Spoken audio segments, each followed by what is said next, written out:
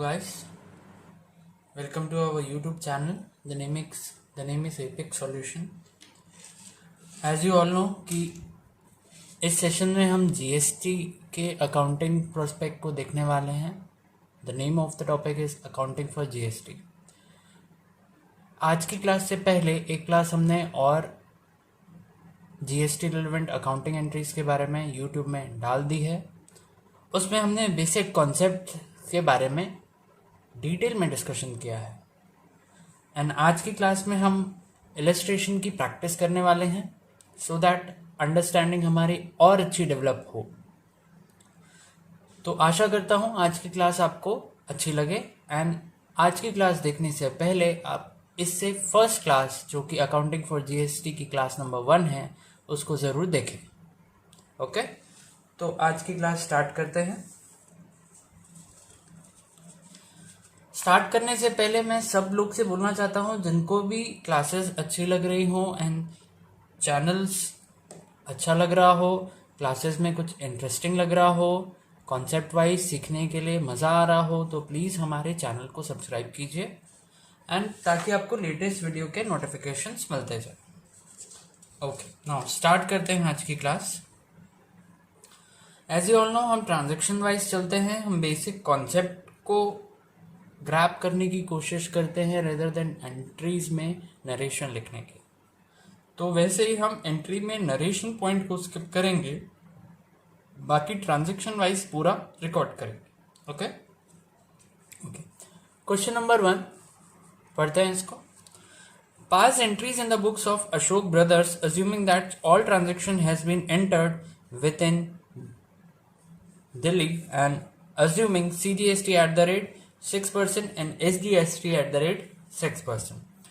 मान के चलना है यहाँ पर कि सारे ट्रांजैक्शन दिल्ली में हुए हैं. ये जो पर्सन है अशोक ब्रदर्स, ये कहाँ पर रहते हैं? दिल्ली. और जो इनकी सेलिंग है वो पूरे दिल्ली बेस में ही है.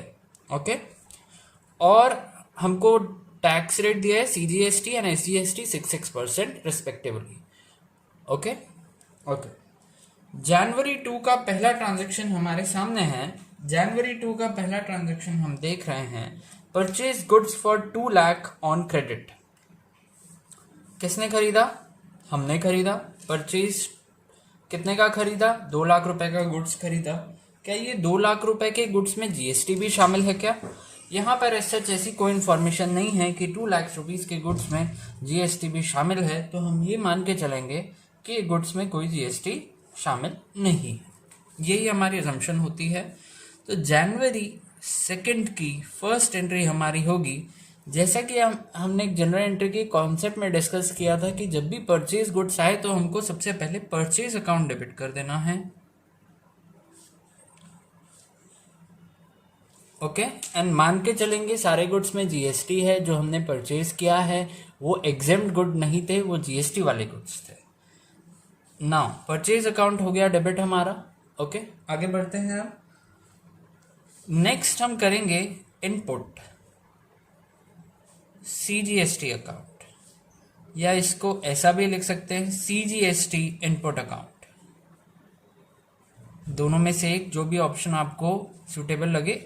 कन्वीनियंट के लिए हम input CGST account further question में लेके चलेंगे.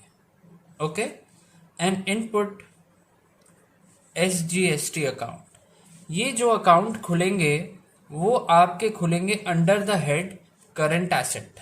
ये जो input CGST input SGST current asset के अंडर द हेड में खुलेंगे ये अकाउंट. 2,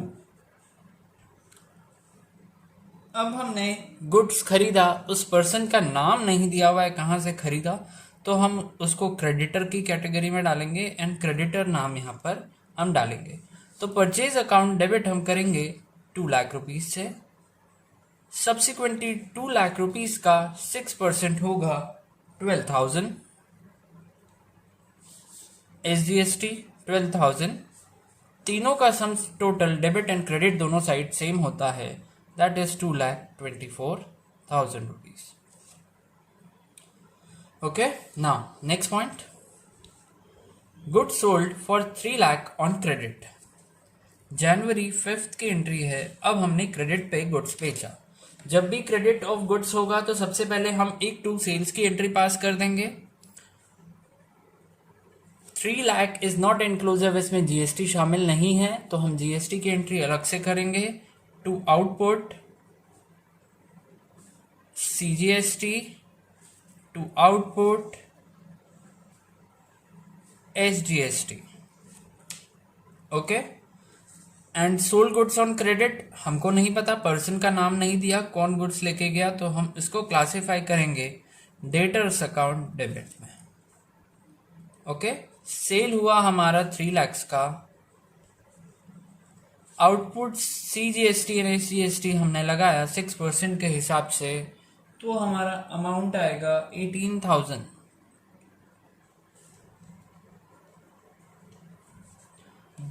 तीनों अमाउंट का सम टोटल होता है 3,36,000। ओके, आगे बढ़ते हैं।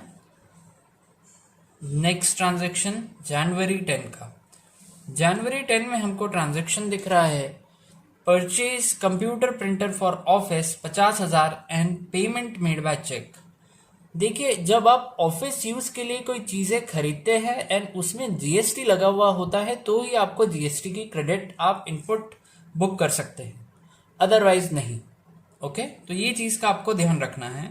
इसके नेक्स्ट क्वेश्चन में output CGST, output SGST ledger खोलेंगे under the head current liability. ये जस्ट फॉर द इंफॉर्मेशन है, ये दोनों चीज ये आपके एग्जाम वाइज इंपॉर्टेंट नहीं है, ये जस्ट फॉर द इंफॉर्मेशन है कि किस हेड में खुलेंगे। जनवरी 10 की एंट्री करते हैं।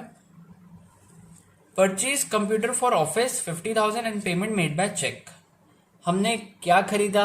कंप्यूटर खरीदा। हमने कंप्यूटर खरीदा है, that is not our goods. Okay, जो गुड्स नहीं होते उसके लिए हम परचेज लेजर यूज नहीं कर सकते, हम एसेट का नाम लिखते हैं। हमने जनरल एंट्री की क्लास में डिस्कस किया हुआ है ये। तो कंप्यूटर प्रिंटर अकाउंट डेबिट कर सकते हैं, या आप चाहें तो सिर्फ प्रिंटर ही लिख सकते हैं, एज योर चॉइस, दोनों के लिए आप फ्री हैं। ओके, अब इसमें जब आपने लिया होगा तो ये 50,000 मान के चलते हैं, इसमें जीएसटी अमाउंट नहीं है, तो अब आप इनपुट यहाँ बुक कर सकते हैं क्योंकि आपने ऑफिशियल यूज के लिए ये प्रिंटर परचेज किया है, ना कि पर्सनल यूज के लिए। अगर आप पर्सनल यूज के लिए परचेज करते तो आप यहां पर ये दो एंट्री, ये दो लेजर नहीं डाल सकते थे। 2, अब आपने चेक दिया तो आपका बैंक अकाउंट बैलेंस कम हो जाएगा, आपको बैंक अकाउंट करना पड़ेगा क्रेडिट। 50,000 का आपका प्रिंटर था, 50,000 का 6% यदि हम कैलकुलेट करेंगे, अमाउंट आएगा 3,000 सीजीएसटी लगा होगा एंड 3,000 एसजीएसटी लगा होगा, तो आपके अकाउंट से अमाउंट गया होगा 56,000। ये मान के चलते हैं आपने इतने का चेक दिया होगा 56,000 का, बिकॉज 50,000 का तो प्रिंटर ही है and payment made by cheque. यहाँ स्पेसिफाई नहीं किया कितना पेमेंट, तो हम मान के चलेंगे पूरा पेमेंट आपने चेक से दे दिया, पूरा payment in the sense total bill amount that is 56,000। Okay, now next question, paid legal consultation fees. आपने लीगल कंसल्टेशन फीस दिया 10,000 रुपए की। ओके, जनवरी 20 लीगल कंसल्टेशन फीस आपने दी। यहां पर मान के चलेंगे कि जो लीगल कंसल्टेंट है वो पर्सन आपके रिवर्स चार्ज मैकेनिज्म में कवर नहीं होता है, तो नॉर्मली ट्रांजैक्शन है, उसने जो 10,000 का बिल दिया होगा उसने आपको सीजीएसटी एंड एसजीएसटी उसमें चार्ज किया होगा। तो लीगल कंसल्टेशन फीस के लिए हम ऐसे प्रोस्पेक्ट लेके आगे बढ़ेंगे। Okay, legal fees account debit होगा as per nominal rule account का debit rule which says all expenses and losses should be debit. Legal fees आपका एक खर्चा है तो आप इसको डेबिट करेंगे।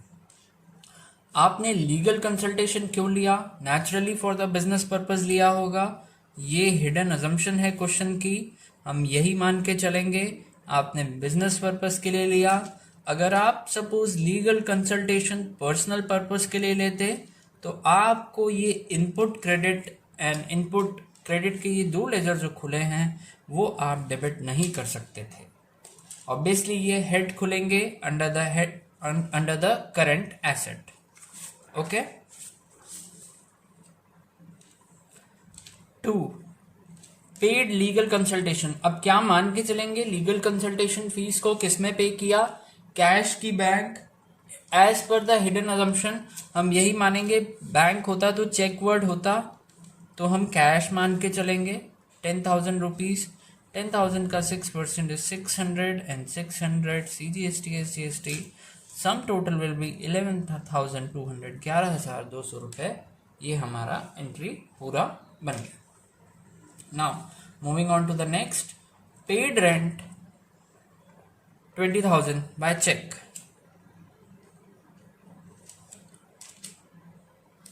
रेंटिंग ऑफ इमूवेबल प्रॉपर्टी में भी अगर पर्सन एक रिक्विजिट लिमिट से ज्यादा जाता है एंड वो रेंटिंग फॉर कमर्शियल पर्पस है, तो कमर्शियल पर्पस के लिए यदि रेंटिंग है तो उसमें GST 100% एप्लीकेबल होता है।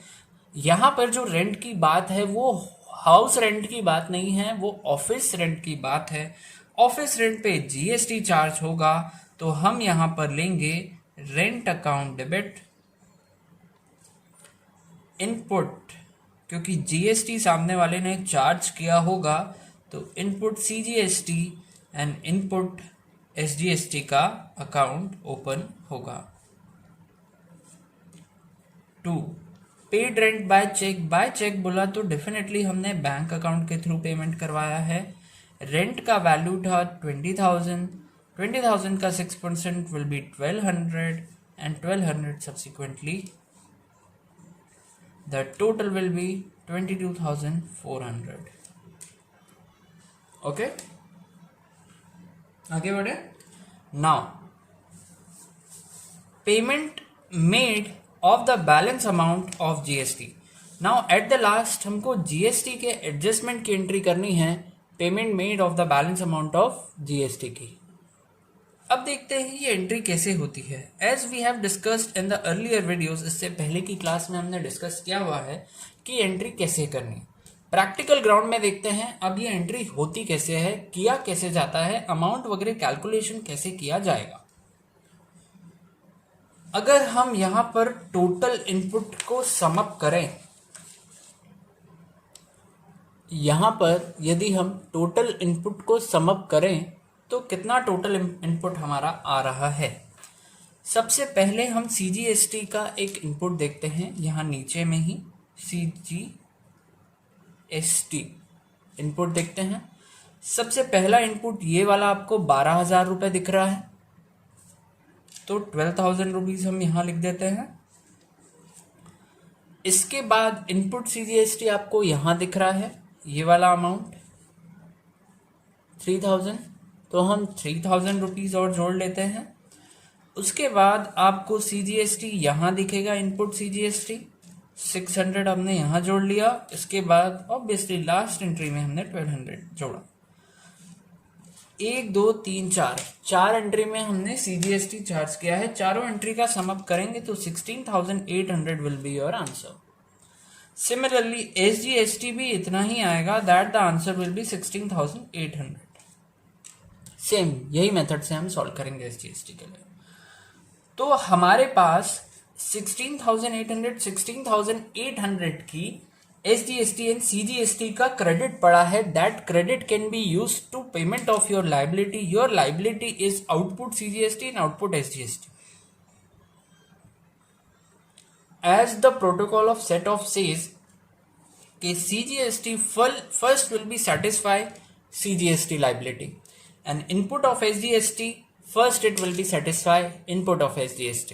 ओके, तो हम उस अकॉर्डिंगली एंट्री पास करेंगे एंड जो भी इफ बैलेंस हमारे पास रहेगा इधर वो जाएगा CGST का। यदि कुछ बैलेंस इनपुट रह गया है और लाइबिलिटी IGST की है तो IGST के पास जाएगा एंड SGST का सपोज बैलेंस इनपुट रह गया तो वो भी IGST से सेटल हो सकता है, IGST की लाइबिलिटी अगेंस्ट। बट अगर कोई आउटपुट बाकी बचा है CGST का वो सेटल नहीं हुआ तो that should be pay in cash. That we have discuss in the protocol of set off in our previous class. Now जनवरी 31 की एंट्री हम पास करते हैं. ध्यान से देखिएगा इसमें एंट्री कैसे पास की जाएगी. To be precise fresh page ले लेते हैं एक बार. ओके सबसे पहले मैं अपनी लाइबिलिटी डिसाइड करूंगा. लाइबिलिटी मैंने क्रेडिट कर दिया था करेंट लाइबिलिटी को. नाउ मैं अब उसका पेमेंट करने जा रहा हूं. तो लाइबिलिटी जब क्रेडिट होगी तो लाइबिलिटी बढ़ेगी एंड लाइबिलिटी जब पे ऑफ होगी तो लाइबिलिटी कम हो जाती है तो वो डेबिट होगी. ये अकाउंटिंग का रूल बोलता है. नाउ मैं करूंगा आउटपुट सीजीएसटी अकाउंट को debit and output SGST account को डेबिट. मेरी लाइबिलिटी कितनी है ये मुझे एंट्री जो जनवरी 5 की एंट्री है वो बताएगी. My liability is with respect to output CGST and SGST is 18,000. 18,000 की मेरी लाइबिलिटी है. मैं सिंपल एक काम करूंगा 18,000 को मैं यहां लिखूंगा. ओके आगे बढ़े. ओके नेक्स्ट इनपुट का मैंने अभी टोटल लगाया था. इनपुट सीजीएसटी मेरे पास है टोटल 16,800 का एंड सिमिलर अमाउंट का मेरे पास इनपुट एसजीएसटी भी पड़ा हुआ है 16,800. दोनों एंट्री का total debit and credit is always equal as we know. तो balancing figure will be bank account. That will be the amount 2,400. Okay, that is the amount bank account balance paid by bank. तो हम GST का payment through bank के through भी करते हैं. Okay तो यहाँ पर बैंक अकाउंट आया ना कि cash account. 2,400 easy. Now this is the end of question number 1. Now moving on to the next question.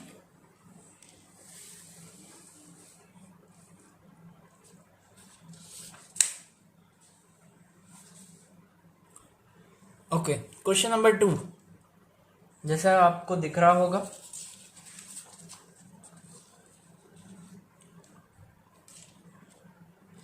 Pass entries in the book of Mukul Roy and sons. Assuming all transaction has been entered within a state of West Bengal, charging GST and SGST, CGST and SGST 6%. अब हम मानते हैं कि हमारी firm का नाम Mukul Roy and sons है और हम वेस्ट बंगाल में ऑपरेट करते हैं और जो भी हमने ट्रांजैक्शन किया है वो विद इन द स्टेट ही किया है. देखिए एक बात सिंपल है, हम विद इन द स्टेट करें या स्टेट के बाहर ज़्यादा फर्क नहीं आता एंट्री में. जहां हम 2 लेजर क्रिएट कर रहे हैं CGST SGST, वहां हम एक ही लेजर क्रिएट करेंगे IGST. The main is to understand the concept of entry, how the entry is going, कैसे एंट्री चल रही है वो समझना ज़्यादा ज़रूरी है. ओके फर्स्ट पॉइंट देखते हैं सवाल का. Purchase goods from S Banerjee of ₹1,50,000. March 1 की एंट्री है. Purchase goods of S Banerjee for ₹1,50,000. जब भी परचेज गुड्स आता है as we have discussed in the class of general entries कि परचेज आए तो परचेज गुड्स अकाउंट डेबिट, मतलब परचेज गुड्स आए तो परचेज अकाउंट आप डेबिट कीजिए. Simple input CGST SGST, CGST account debit, input SGST account debit. 2 क्या करेंगे इसके बाद, आपने गुड्स किस में खरीदा, उधार में कि कुछ पेमेंट किया. In the absence of information हम यही मानेंगे कि हमने जो गुड्स ये परचेज किया है वो उधार में परचेज किया है. ओके तो उधार में खरीदा तो क्रेडिटर का नाम लिखेंगे. हमको नाम यहाँ दिया हुआ है एस बनर्जी से खरीदा है. ये अकाउंट क्रेडिट हो रहा है by the rule of personal account that inform us credit the giver. Who is the giver of this goods. ये गुड्स हमको दे कौन रहा है, क्रेडिट करते हैं गिवर को. ये गुड्स दे कौन रहा है, एस बनर्जी हमको गुड्स दे रहा है. परचेज हमने किया 1,50,000 का. 1,50,000 में 6% GST will be charged. The amount will be 9,000. and SGST amount will be 9,000 respectively. The total of the amount will be 1,68,000. Okay, now moving on to the next question, that is March 6. Okay, sold goods for rupees 2,50,000 to Aditya Sangma को हमने goods बेचा 2,50,000 का. Okay, अब आगे कोई information नहीं दिया हुआ है तो हम यही मानेंगे हमने जो सेल किया है वो उधार में बेचा है आदित्य को. ओके,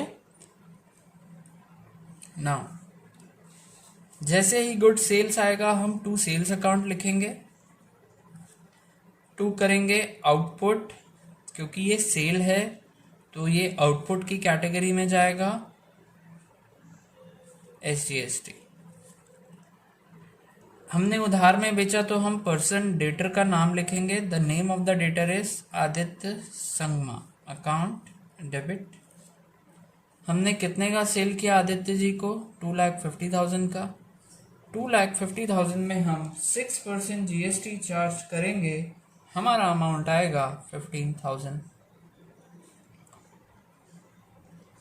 डेबिट और क्रेडिट साइड दोनों साइड हमेशा बराबर होता है, तो total will be 2,80,000. Okay, easy. Yes, now moving on to the next point of the question. The question says March 8 की डेट है, मार्च 8 तारीख है. Return goods to S Banerjee for rupees 10,000. हमने गुड्स किसको दिया? हमने गुड्स एस बनर्जी को दिया 10,000 रुपए में.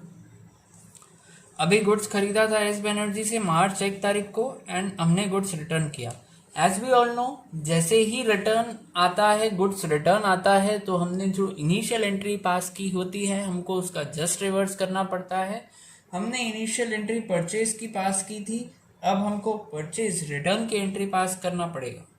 ओके, तो देखते हैं क्या होता है. सबसे पहले एस बनर्जी अकाउंट डेबिट होगा.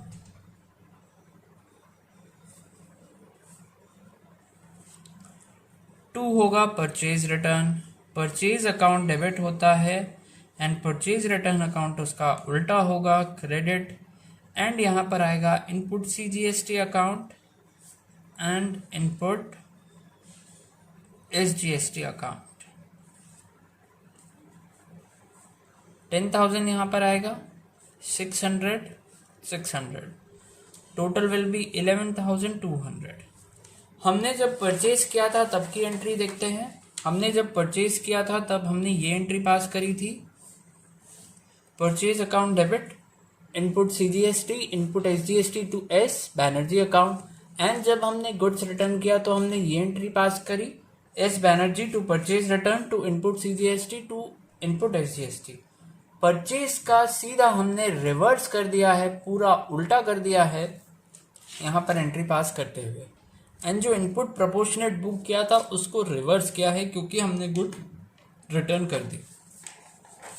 ओके, अब आदित्य संगमा ने जो हमसे गुड्स लिया था वो हमको अब रिटर्न किया है, तो अब हम इसकी कैसे एंट्री पास करेंगे?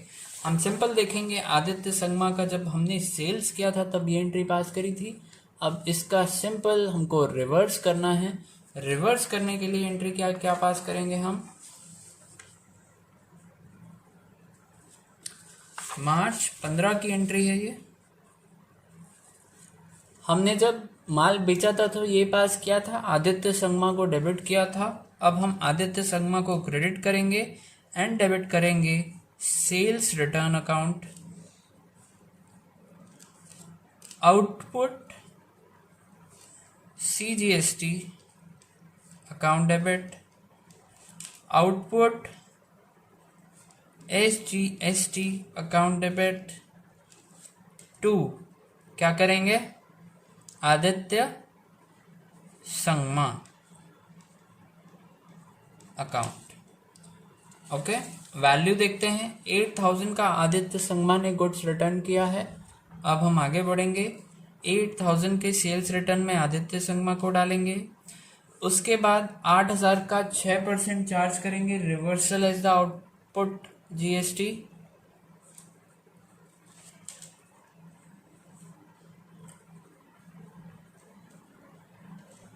ओके ओके, तो ये हमारा ट्रांजैक्शन यहाँ पर कंप्लीट होता है। नाउ 15 मार्च के बाद के ट्रांजैक्शन कुछ इस प्रकार हैं। मार्च 18 में हमने पे किया for printing and stationery, the amount is 5,000। Okay, हम इसमें एंट्रीज पास करते हैं। March 18 paid for printing and stationery, the amount is 5,000। खर्चे का नाम, नॉमिनल अकाउंट का डेबिट रूल क्या बोलता है? Debit all expenses, printing and stationery is the name of your expenses, account debit to क्या करें? पे कर दिया आपने तो क्या मानेंगे? बैंक से पे किया कि कैश से पे किया? In the absence of information हमको यही मान के चलना पड़ता है कि जो हमने पेमेंट किया है वो कैश पेमेंट था, क्योंकि बैंक होता तो वर्डिंग होता बाय चेक, बाय आरटीजीएस या by banking other mode of channel. In absence of information हमको यही मानना पड़ेगा कि कैश से पेमेंट हुआ है। Now paid for printing and stationery, the amount is 5,000। 5,000 का यदि 6% हम चार्ज करते हैं then amount will be 300 simultaneously, total will be 5,600। Okay, easy. Now next point, good withdrawn by proprietor for personal use of ₹20,000। Goods proprietor ने withdraw कर लिया। देखिए, अगर गुड्स प्रोप्राइटर विड्रॉ कर ले अपने पर्सनल यूज के लिए तो उस गुड्स में आगे फर्दर कोई जीएसटी क्रिएट नहीं हुआ, क्योंकि हमने अगर उसको बेचा होता तो हम ये entry output CGST and output SGST pass करते, output CGST and output SGST pass करते तो फर्दर न्यू जीएसटी क्रिएट होता उसमें। बट यहाँ पर प्रोप्राइटर ने अपने पर्सनल यूज के लिए गुड्स ले लिया है तो फर्दर नो जीएसटी, सरकार को नया जीएसटी कुछ नहीं मिला। तो हमको यहाँ पर सिंपल एक काम करना पड़ेगा, जो भी हमने गुड्स लाते समय इनपुट बुक किया था उसको कैंसिल करना पड़ेगा, क्योंकि जो गुड्स फर्दर जीएसटी जनरेट नहीं कर पाए वो गुड्स एलिजिबल नहीं होता इनपुट जीएसटी लेने के लिए। जैसे एक एग्जांपल और लेते हैं, आपने कोई एसेट खरीदी, सपोज प्रिंटर खरीदा अपने पर्सनल यूज के लिए, क्या वो एसेट आपको फर्दर जीएसटी क्रिएट करके देगा? नहीं क्रिएट करके देने वाला, क्योंकि बिकॉज वो आपके पर्सनल यूज के लिए है, उससे फर्दर कोई जीएसटी जनरेट नहीं होने वाला गवर्नमेंट को, तो गवर्नमेंट उस पर इनपुट भी अलाउ नहीं करता। सिंपल है गवर्नमेंट का फंडा, तुम मुझे आगे जीएसटी जनरेट करके दे पाओगे क्या? यदि हाँ तो आप इनपुट ले लीजिए, अदरवाइज आप इनपुट लेने के लिए एलिजिबल नहीं है। Okay, goods withdrawn bye proprietor for personal use, ये पर्सनल यूज करेगा बंदा तो फर्दर जीएसटी जनरेट नहीं कर पाएगा ये गुड्स, तो इसलिए इसका जो गुड्स पे जीएसटी हमने परचेज करते समय बुक कर लिया था इनपुट, वो हम रिमूव कर देंगे। हम सिंपल एंट्री पास करेंगे, drawing account debit, drawing shows the personal use by proprietor, drawing account debit to, जब भी गुड्स विड्रॉन होता है तो हम परचेज को क्या करते हैं? क्रेडिट करते हैं। जब गुड्स हमने चैरिटी पे दिया होता है तो परचेज को क्या करते हैं? उस केस में भी क्रेडिट करते हैं।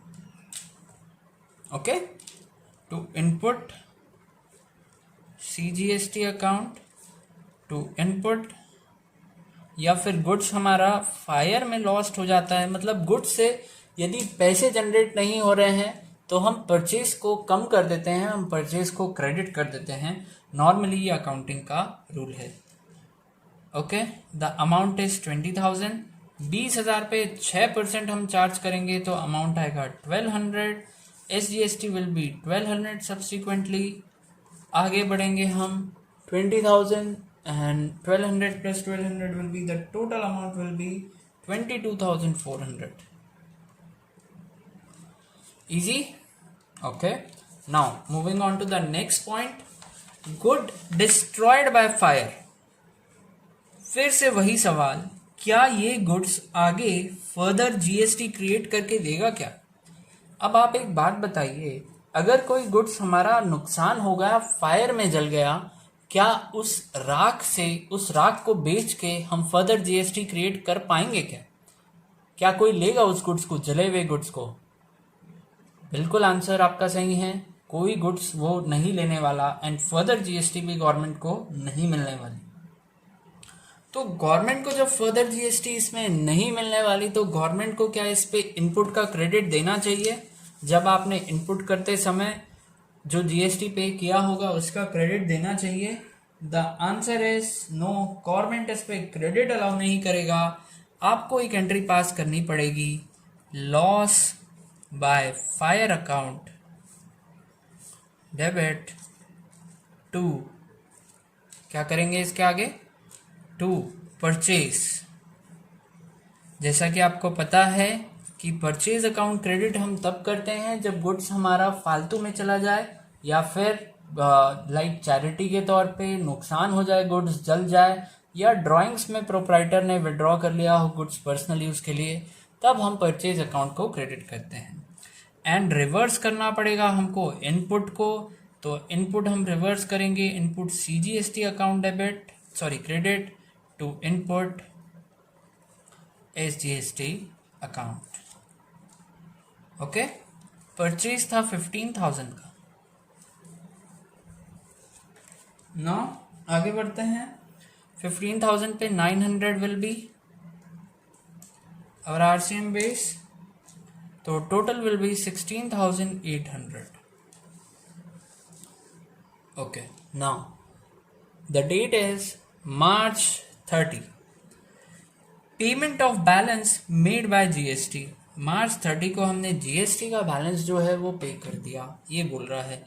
सबसे पहले तो हमको जीएसटी का अमाउंट कैलकुलेट करना पड़ेगा। हमारे पास इनपुट सीजीएसटी एंड एसजीएसटी में एक्चुअली लेजर में पैसा कितना पड़ा है, तो सीजीएसटी मैं यहाँ पर लिखता हूँ एंड कैलकुलेट करता हूँ। हर जगह मैंने सीजीएसटी इनपुट कहाँ दिया हुआ है। सबसे पहला सीजीएसटी इनपुट मुझे यहाँ दिख रहा है 9,000 के रूप में, तो 9,000 मैं लिखूंगा। एंड सेकेंड सीजीएसटी इनपुट मुझे क्रेडिट दिख रहा है 600 के रूप में, तो मैं 600 लिखूंगा। And third 300 and fourth will be 1200 जो कि क्रेडिट है। तो एक एक करके मैं लिखता हूँ। सबसे पहले मैं 9,000 को लिखता हूँ, ये अमाउंट को,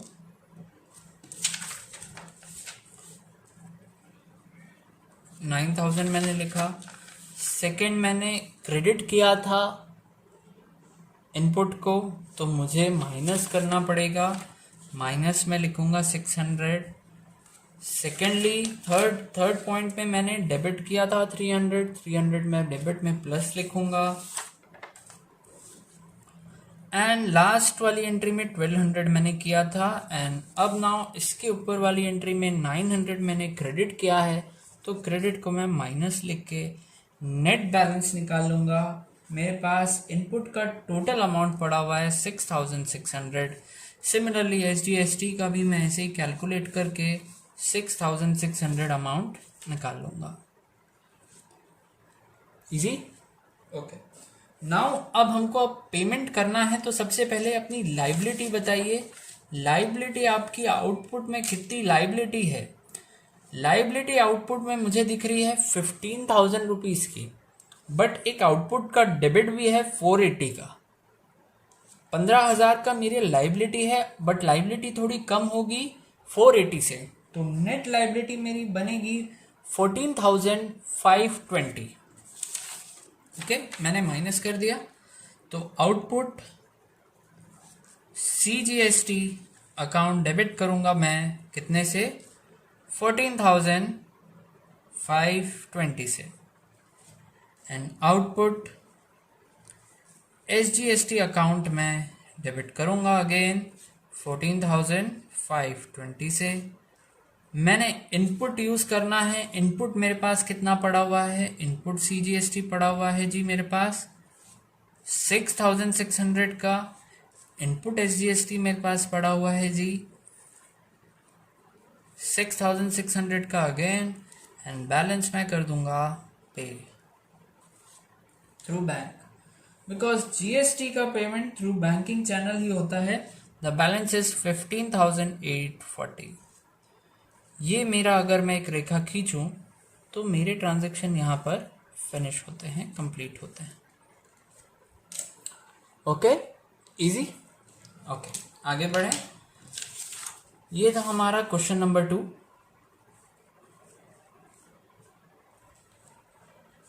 ओके, आगे बढ़ते हैं इस क्वेश्चन से, थर्ड क्वेश्चन की तरफ चलते हैं।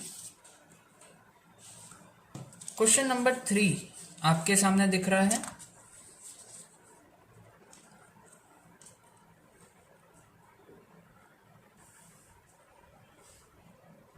ओके,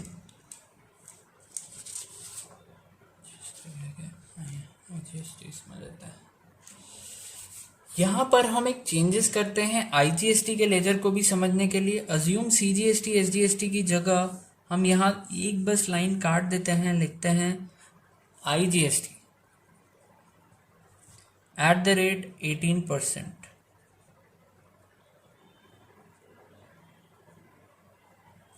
ओके, सो दैट हमको IGST का कॉन्सेप्ट भी समझ में आए कि IGST के कॉन्सेप्ट में क्या होता है।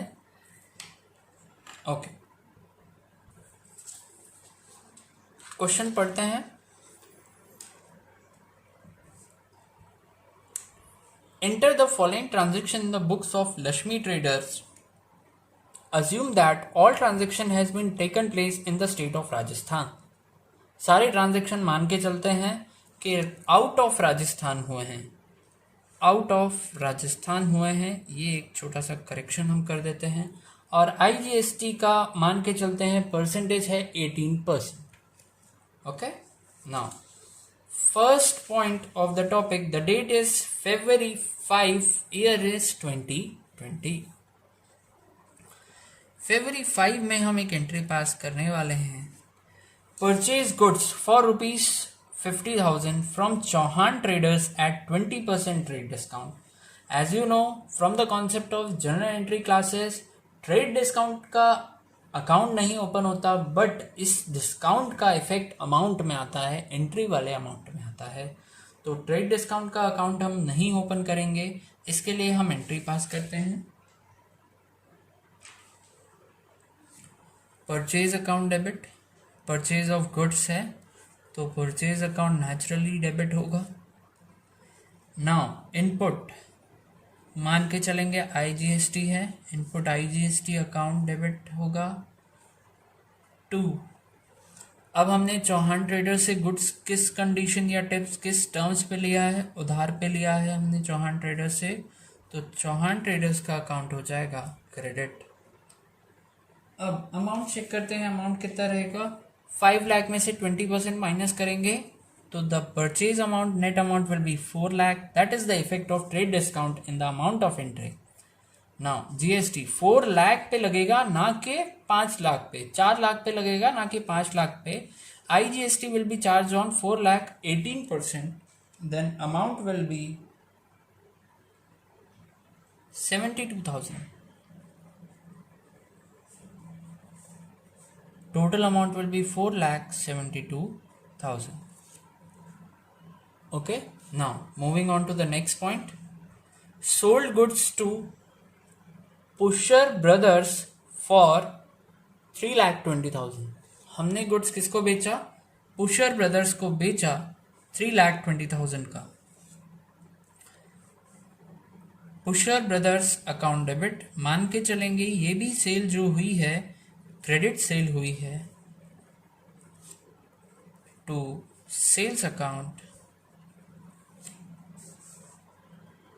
To output IGST।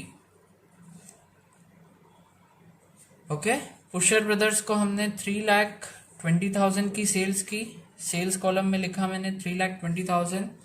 IGST का 18% मैं कैलकुलेट करूं 3,20,000 का, then amount will B 44,000।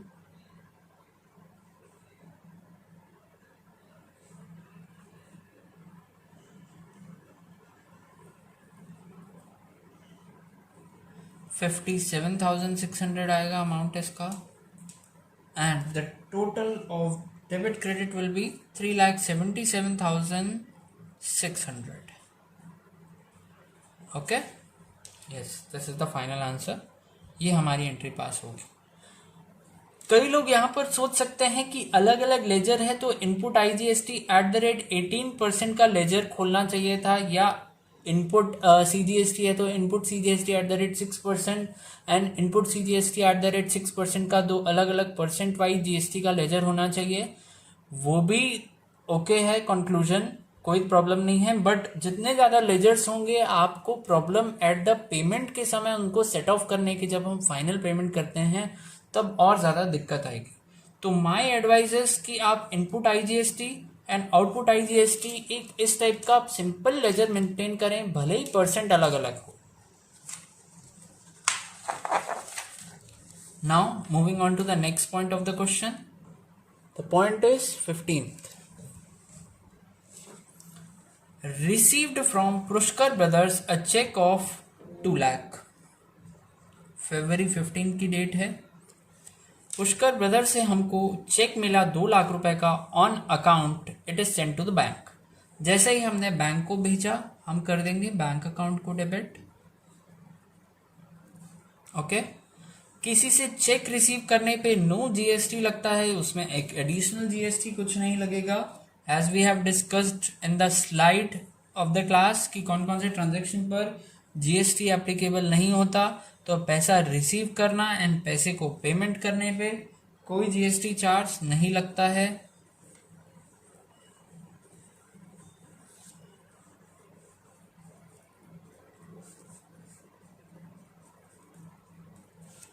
Okay, now moving on to the next point, that is point number 80. Next point, date is February 18th. Purchase furniture of 50,000 and made payment by cheque. मान के चलेंगे जो हमने furniture खरीदा वो office use के लिए खरीदा, पर्सनल यूज के लिए नहीं खरीदा. तो जैसे ही हमने फर्नीचर खरीदा अपने ऑफिस के लिए, हम एलिजिबल हो जाते हैं GST का बेनिफिट लेने के लिए, इनपुट GST का बेनिफिट लेने के लिए. यहाँ मान के चलेंगे जो हमने फर्नीचर खरीदा वो बाहर से खरीदा, आउट ऑफ द स्टेट से खरीदा, तो इनपुट IGST अकाउंट हम यहाँ पर पुट करेंगे. टू पेमेंट हमने चेक से किया तो टू बैंक से कर देंगे इसको. Okay. Now the amount will be 50,000. 50,000 का 18% होगा 9,000. बैंक अकाउंट में जाएगा 59,000. Okay, easy. Now moving on to the point number 20.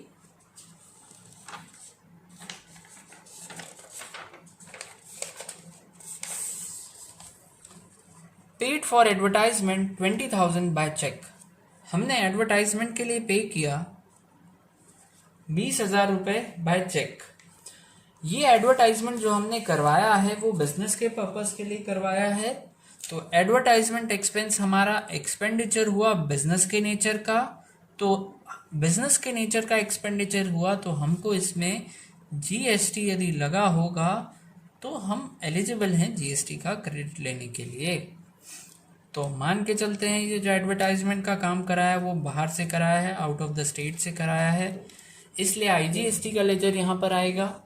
Okay. तो 20,000 का इसमें अमाउंट था. 20,000 का हम करेंगे 18% तो हमको अमाउंट मिलेगा 3,600. टोटल आएगा 23,600. ये एक अमाउंट है. Now next point, sold goods for 1 lakh and receive a cheque and the same cheque is send to bank.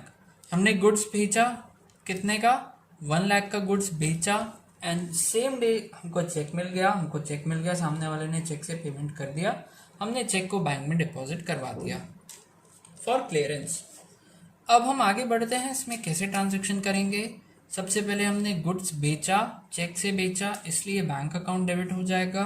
Bank account debit हो रहा है with the rule of real account which says that debit what comes in. And second हम करेंगे to sales account.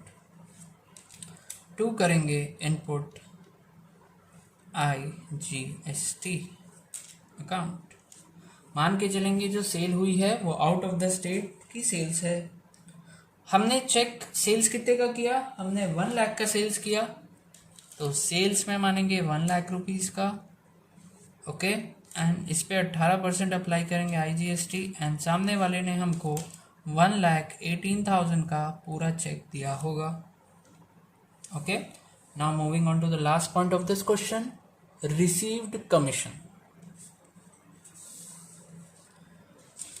हमको commission मिला, हमारी received commission हुआ, it means this is our income.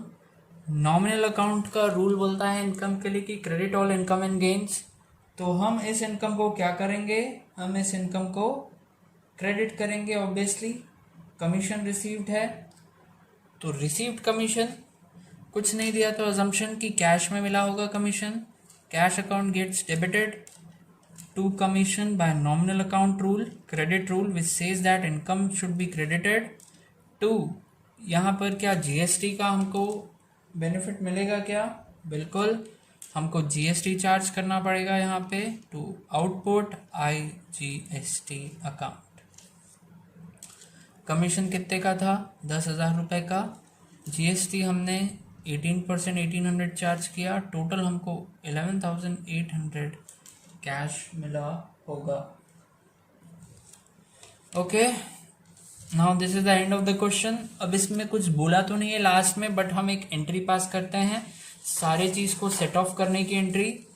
Set of करने की एंट्री जैसे हम प्रीवियस 2 क्वेश्चंस में किए थे वो चेक कर लेते हैं कैसे करेंगे इस क्वेश्चन में। सबसे पहले इनपुट को चेक करते हैं, हमारे पास इनपुट का बैलेंस कितना है। तो इनपुट का सबसे पहले ये 72,000 बैलेंस दिख रहा है।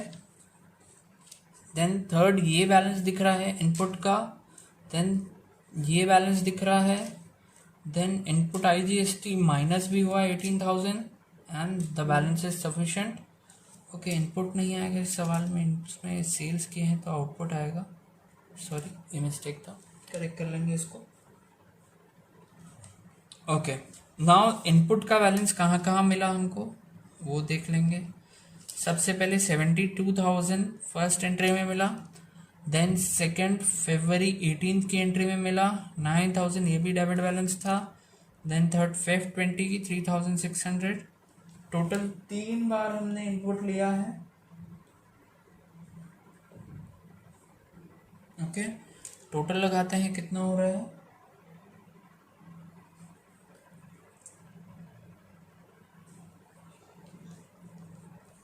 $84,600। The amount will be 84,600।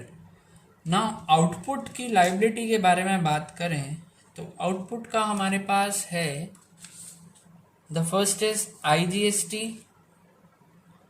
5,7,600 and output एक और 18,000 का आउटपुट एंड आउटपुट एक और 1,800 का आउटपुट। तो हमारा टोटल आउटपुट का बैलेंस आएगा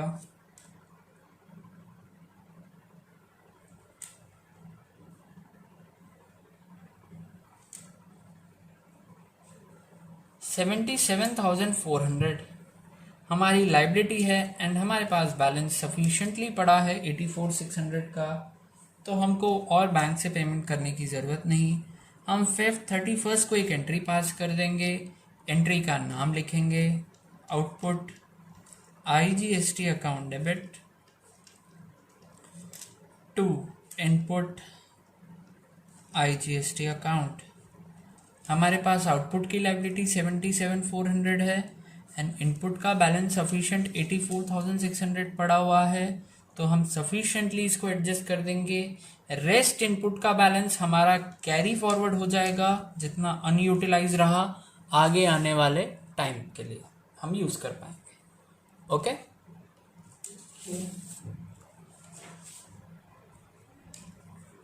this was our question number 3। नाउ moving on to the next question.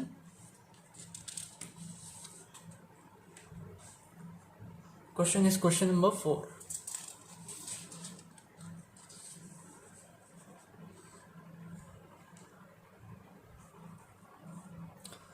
Question पढ़ते हैं। Record the following transaction in the books of Ravi and company Delhi, assume that all transaction has been taken place in Delhi, charging CGST and SGST 6% each. Okay, आगे बढ़ते हैं। इसमें within the state selling हुई है, दिल्ली का person है, company firm का नाम है Ravi and company.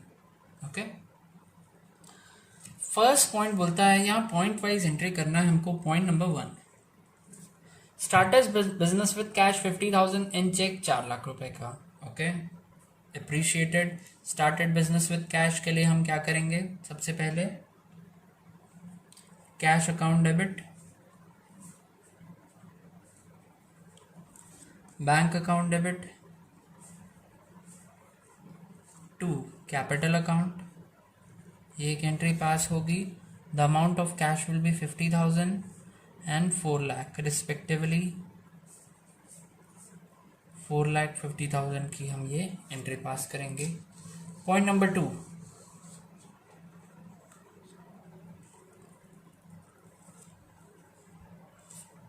bought goods of the list price 1 lakh from Gopal and Brothers less 20% trade discount and 5% cash discount and 60% Gopal brothers को हमने चेक में दिया। As you know, trade discount की एंट्री तो नहीं होती बट कैश डिस्काउंट की entry होती है, तो हम 20% लेस कर देंगे 1 लाख में, तो अमाउंट हमको पड़ा 80,000। 80,000 का हमने गुड्स लेकर आए। किससे? गोपाल ब्रदर्स से। तो हम एक एंट्री पास करेंगे, परचेज अकाउंट डेबिट 80,000 से। GST लगा है इसमें, मान के चलेंगे, मतलब GST एक्सक्लूसिव है। CGST account debit, input SGST account debit to करेंगे। चेक से पेमेंट किया 60%, तो टू बैंक होगा एंड बाकी पैसा उधार में है तो बाकी गोपाल ब्रदर्स के नाम से जाएगा।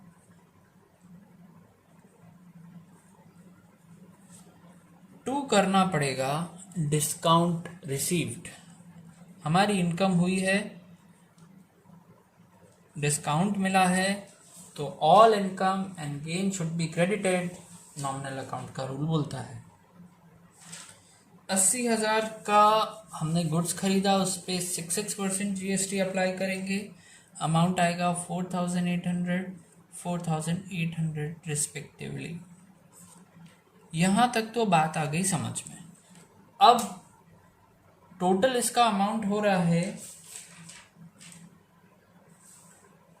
89,600 पे।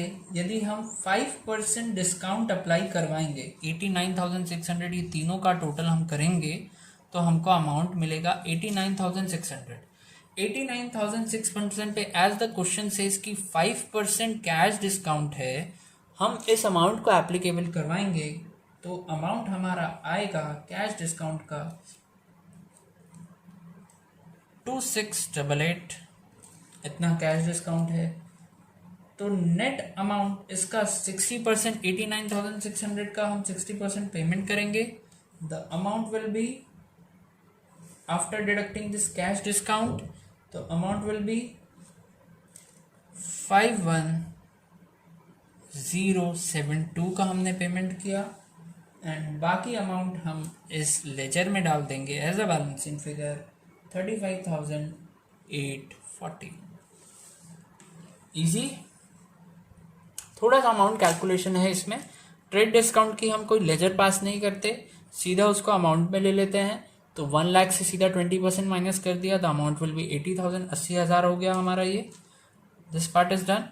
नेक्स्ट हमने GST की एंट्री करी एंड 5% कैश डिस्काउंट बोला, तो कैश डिस्काउंट का एक अलग से लेजर खुलता है। हम एक अलग से लेजर खोले हैं डिस्काउंट रिसीव्ड के नाम से, उसको द अमाउंट यहाँ से निकाला, टोटल का सीधा हमने कर दिया 5% and bank account balance wrist, इसका टोटल माइनस दिस अमाउंट काट के 60% करके बैलेंस उसने पे किया, बाकी पैसा यहाँ चलेगा। ओके, आगे बढ़े। Okay,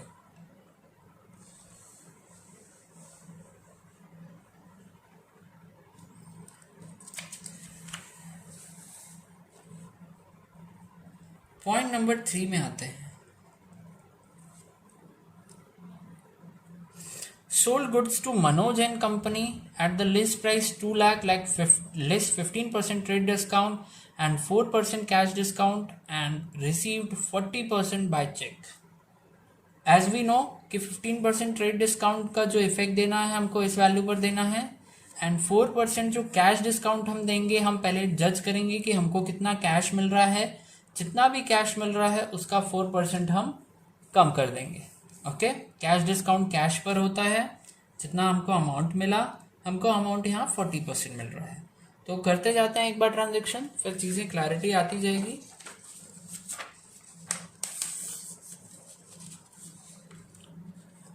sold goods to Manoj and company, जैसे ही सेल्स हुआ हमारे पास एक सबसे बेस्ट एंट्री क्या आती है कि हमको सेल्स अकाउंट क्या करना है, क्रेडिट करना है।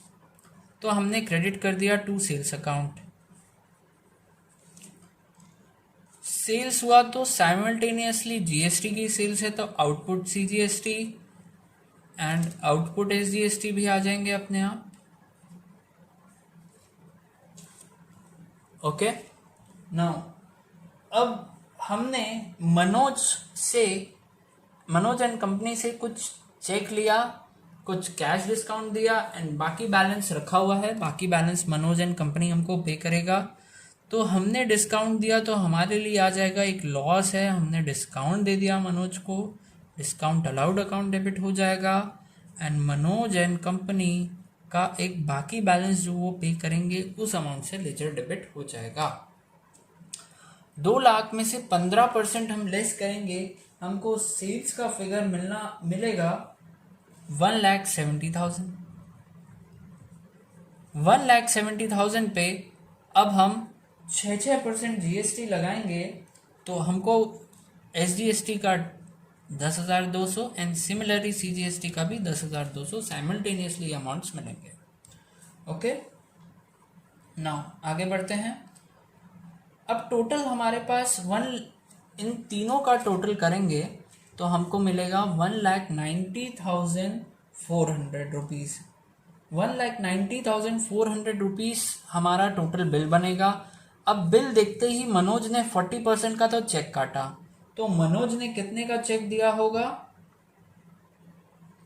मनोज ने 40% का चेक काटा, मतलब मनोज ने हमको अमाउंट पे किया होगा थ्रू चेक इसका 40%, और चेक देखते ही हमने 4% का डिस्काउंट दे दिया। तो अगर आप इसका कैलकुलेशन करेंगे तो आपको पहले तो इन सबका टोटल लगाइए, ये सबका टोटल है 1,90,400 का 40% मनोज ने चेक दिया, 40% आपने किया, आपके पास अमाउंट निकला 76,160। हम इसमें लेस कर देंगे कैश डिस्काउंट, सीडी मिलेगा हमको, कितना परसेंट मिलेगा? सीडी 4% मिलेगा हमको। हम 4% लेस करेंगे 3046, अमाउंट 73,114 का हमको बैलेंस मनोज चेक देगा, तो 73,114 का हमको चेक रिसीव होगा। ये 4% किया हमने, जो 4% ये 7610 का 4% है, to be clear. Okay, discount हमको मिला 3046 का, दोनों का सम टोटल करेंगे तो आएगा 76,160। रेस्ट जो बैलेंस है 1,90,400 में से माइनस करेंगे 76,160, तो रेस्ट बैलेंस मनोज का कैरी फॉरवर्ड हो जाएगा as 1,14,240।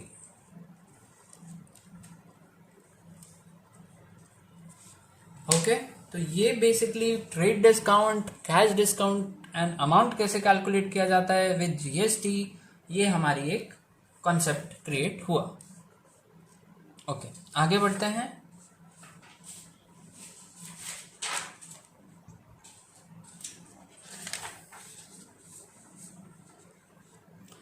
Paid to Gauri Shankar 95,000 by cheque after deducting 5% cash discount. हमने गौरी शंकर को पे किया कितना? 95,000 चेक से 5% कैश डिस्काउंट डिडक्ट करने के बाद ये अमाउंट हमने गौरी शंकर को पे किया। ओके, वर्डिंग्स थोड़ा ध्यान से पढ़िए। जैसे कि हम पेमेंट करते हैं तो उसमें कोई जीएसटी एप्लीकेबल नहीं होता है नॉर्मल पेमेंट में, तो हम इसमें लिखेंगे Gauri Shankar account debit to कर देंगे यहाँ पर बैंक अकाउंट, टू कर देंगे डिस्काउंट रिसीव्ड अकाउंट। 95,000 हमने पे किया गौरी शंकर को।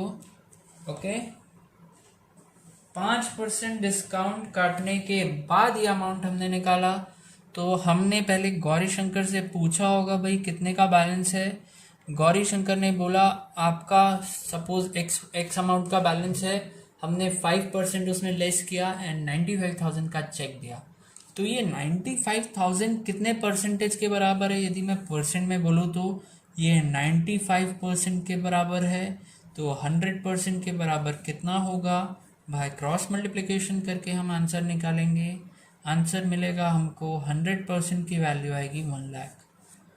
तो हमने गौरी शंकर के पास गए, गौरी शंकर ने हमें बताया कि आपका बैलेंस 1 लाख है।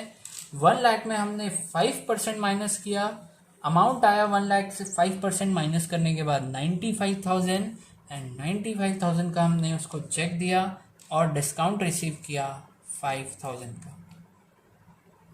Okay, easy. Okay, moving on to the next point number 5, electricity expenses paid by check 20,000 and for residents 10,000। as you know electricity पर जीएसटी एप्लीकेबल नहीं हुआ है, तो इलेक्ट्रिसिटी पर आपको एक्सपेंस पे किया तो कोई इनपुट का बेनिफिट नहीं मिलेगा। तो सिंपल आप कीजिए, इलेक्ट्रिसिटी ये आपके बिजनेस का खर्चा है, ये आपको एज अ खर्चा इनकम टैक्स में अलाउ होगा। इलेक्ट्रिसिटी एक्सपेंस अकाउंट डेबिटेड होगा यहाँ पर। एंड रेसिडेंस के लिए आपने पे किया, आपने पर्सनल पर्पस के लिए बिजनेस से पैसा पे किया है, तो ये ड्राइंग अकाउंट में जाएगा। एंड पेड बाय चेक तो बैंक अकाउंट क्रेडिट होगा। हम बिजनेस और प्रोप्राइटर और उसके ओनर दोनों को एक डिफरेंट एंटिटी मानते हैं। हमने डिस्कस किया है प्रीवियस क्लास में जब हम जनरल एंट्री की क्लास देख रहे थे। वो कॉन्सेप्ट वहाँ पर है कि बिजनेस और उसका ओनर, भले ही लोग उसको सेम जाने, बिजनेस को उसके ओनर के नाम से जाने, बट हम अकाउंट्स में अलग अलग ट्रीट करते हैं।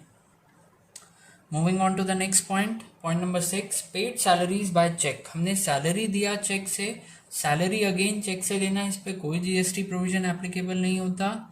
हम सिंपल एक एंट्री पास करेंगे, salary account debited to bank account without effect of GST 25,000। Okay, now point number 7 बोलता है दीनानाथ नाम का एक डेटर है, दीनानाथ नाम का एक डेटर है, 40,000 उससे लेना था हमको। अब वो बैंक करप्ट हो गया है, वो बेचारे का दिवालिया निकल गया है, वो अब पे नहीं कर पाएगा।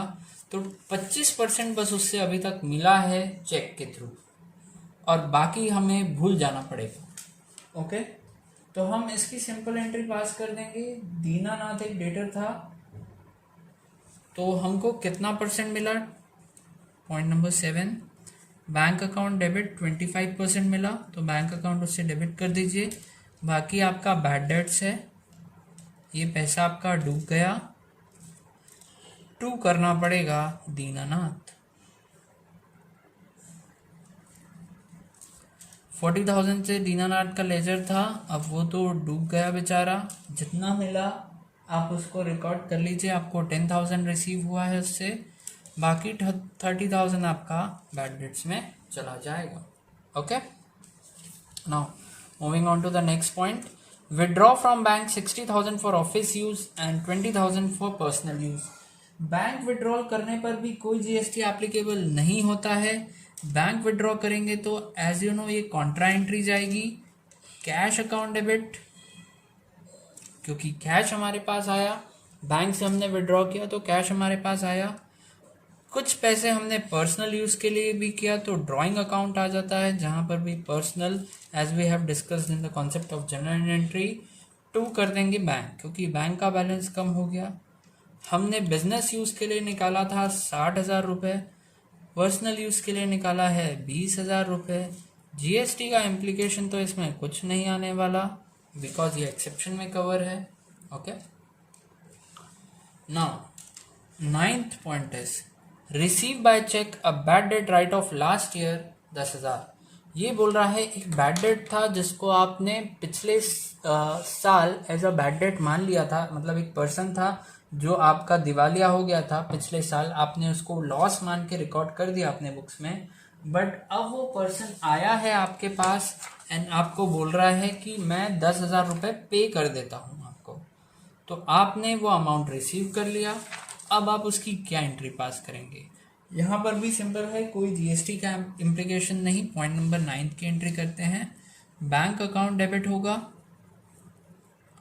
To bad debts recovered account, amount आएगा 10,000।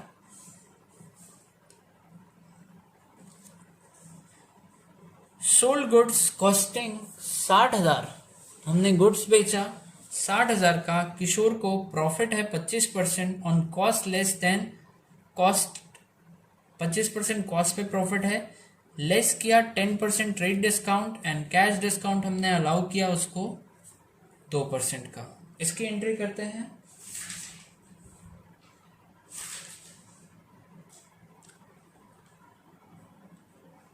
Okay,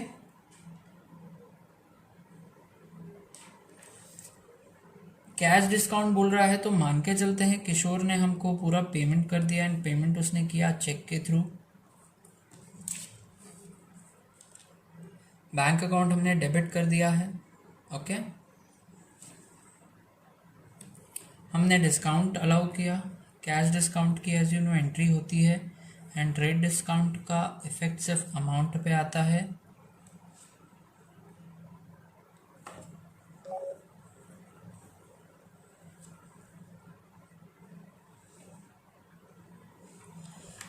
to input CGST account, okay sorry output आएगा यहाँ पर, आउटपुट टू आउटपुट SGST।